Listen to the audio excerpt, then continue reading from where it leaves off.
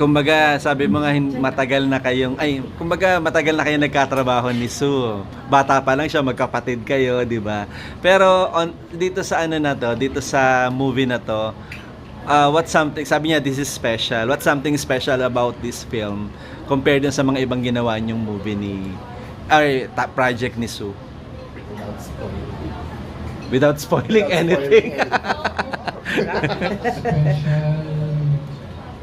Siguro in terms of performance, yung growth ni Sue, yung lalim ni Sue, kung paano siya portray ng character. Hindi siya maarte eh. Ano eh, ini-invite niya talaga yung role ng character. For me, that's special. Sa katrabaho ng mga ganyan klase ng press. Ayun, makikita niyo